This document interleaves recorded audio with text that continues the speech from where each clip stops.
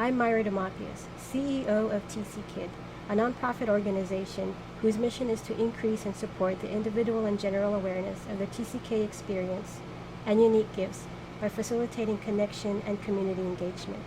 For those of you who don't know, TCKid began as a social network platform created by Brice Royer in 2008 when the term TCK, or Third Culture Kid, was hardly represented in social media.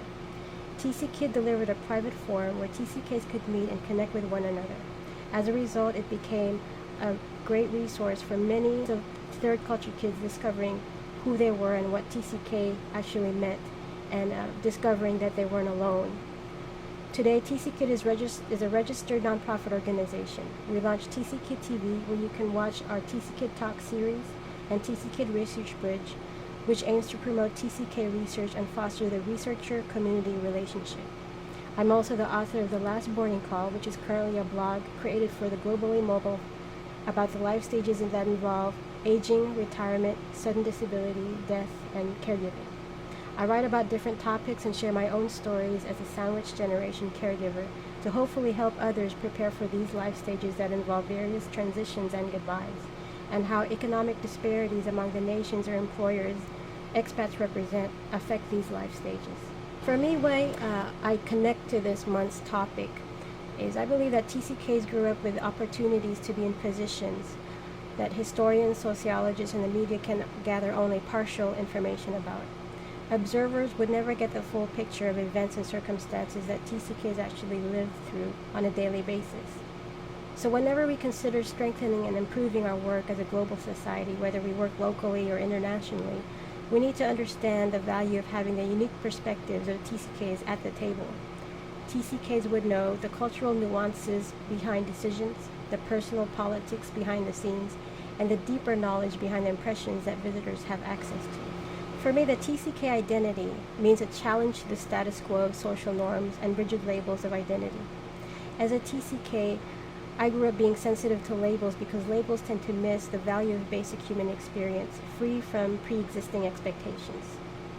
As a TCK, I've experienced things like stepping outside a hotel room in Beijing, China, where crowds of people literally gathered around me and my family because it was their first time ever seeing Filipinos, different Asians at that time in history.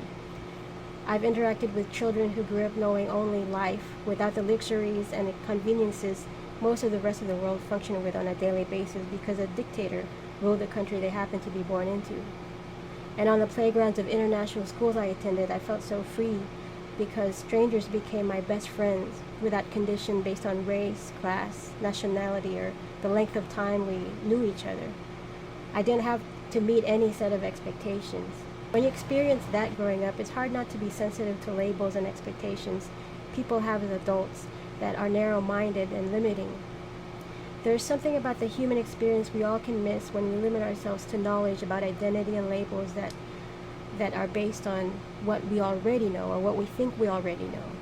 For me, being a TCK means I acknowledge that I may not know the whole story about a person, a situation, or event, and that absolutely anything is possible because growing up, anything was, because our context changed so much, our environments changed so frequently. And reality was something that you could easily question. There was no one reality. To me, being a TCK means you reach out for what you don't already know, and you hope to deliver that information to bring people together. And I believe that is why TCKs are often gifted in communication. The future of work, what that looks like, and what I'm doing to help build towards it. The future of work to me will have to include, before we even talk about work, before we even tackle the work itself, the future of work to me will have to include more diversified work environments and work cultures that is more inclusive of difference. Whatever work or an organization or business will happen to be centered around, it is the work environment and relationships between the coworkers that will affect how the work is accomplished and how successful that work will be. For example, there should not be a dominating work culture that will reward only certain personality types or certain leadership types or styles. I've been in work setting for where only certain Western cultural standards of humor or charisma and ways of demonstrating leadership and corporate professionalism made it to the boardroom of decision makers. In atmospheres like this, certain personalities and unique leadership styles can risk becoming invisible. The future of work should involve minimizing this type of atmosphere because we are increasingly becoming more globalized. Importantly also, if we are propelling an understanding of who TCKs are more to the forefront and having TCKs get more involved in the future of work, we need to look within ourselves first as a TCK and CCK community and check whether we are allowing for a diversified face of who TCKs are. And of course, this has to start with leadership. It's important for TCK and CCK leaders to acknowledge marginalized stories within the TCK and CCK community. If leaders don't include the stories that are often on the sidelines, it would only reinforce certain power dynamics within the TCK and CCK community, and it can lead to a variegated self-perpetuating cycle where the realities of TCKs, or who TCKs and CCKs are, our concerns, interests, and priorities are biased.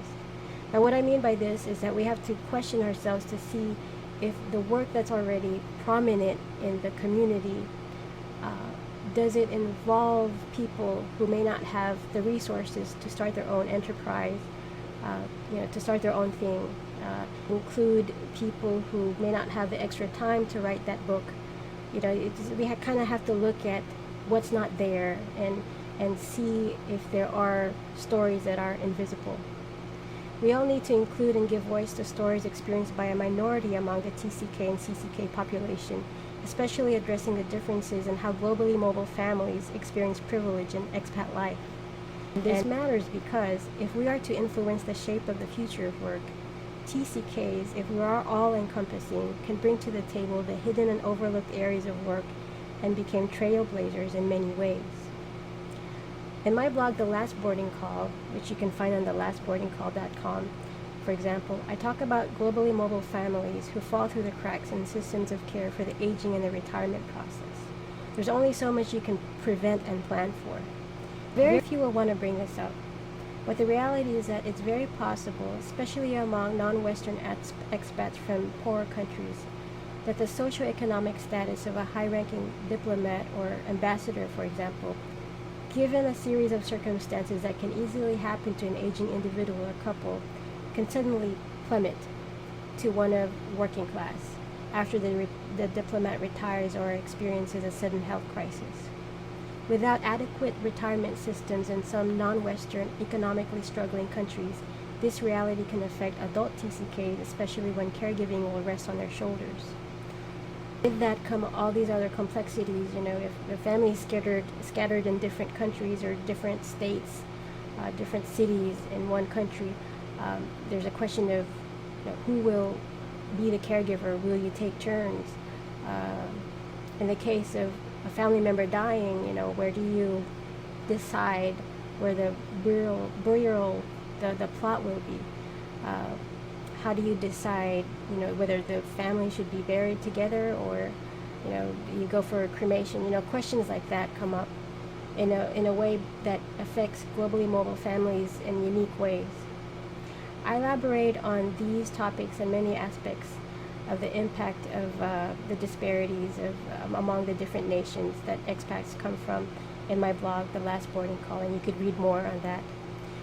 I bring that up to show that TCKs not only have unique perspectives about the surroundings of the host countries that they live in throughout their childhood, but also about the impact of having lived a globally mobile life and its effect on different generations. Now, my work with TCKid, how I contribute to the future of work, some of our future projects will strive to include voices representing marginalized experiences among TCKs and CCKs. TCKid TV, for example, has been about delivering a deeper understanding of the diversity of TCK and CCK stories, and we invite the audience to approach TCKid with unique stories that you believe have not been addressed enough within the TCK and CCK community. If you visit our website, tckid.com, and look at our last annual year in review, the 2014 year in review, I actually intentionally included stories in there about that we don't normally talk about, the sexual harassment and child abuse cases that expat community have experienced. And so I suggest you also visit that year-in review that we have on TCKid. It's a taste of what we normally don't talk about, but that does happen. Our last year-in review addresses such stories. We have also other projects in development that we hope to partner with others on sometime in the near future. Now, when it comes to cultivating a TCK or global citizen mindset and enabling individuals or organizations to embrace the values revolution and shape the future of work, I believe that TCKs, as I mentioned earlier, potentially hold information that could only have been gained from living and growing up in certain locations. Journalists, sociologists, historians, and others who might try to observe or study a situation or event won't know the complete context surrounding the situation or event or the social history that led up to it. So when a TCK can be involved in the stages of planning, program design, implementation, and evaluation stages of a project or program intended to make a positive change, it can make a huge difference in achieving goals. And when a TCK is part of the process of defining needs and goals from the very beginning, that can open up a whole world of new and innovative avenues for making positive changes in the world, because TCKs have certain insights from living in different parts of the world. The importance of having diverse CCK representation is important for this matter as well. While it's true that military brats, diplobrats, married kids, multinational corporate kids, and other TCKs share similar experiences in regards to moving frequently and the feeling of feeling like we can belong anywhere and yet nowhere, and things of that nature, not all TCKs grew up experiencing expat life with the same level of privileges. Much of how we experience class or privilege, for example, depend on the country and employer that sent us abroad. Some parents had to make choices about keeping the family together because not all expats had school tuition covered. The career field for parents of TCKs do not necessarily share an equal level of privileges, so the experiences of the children of these expats are not equal either.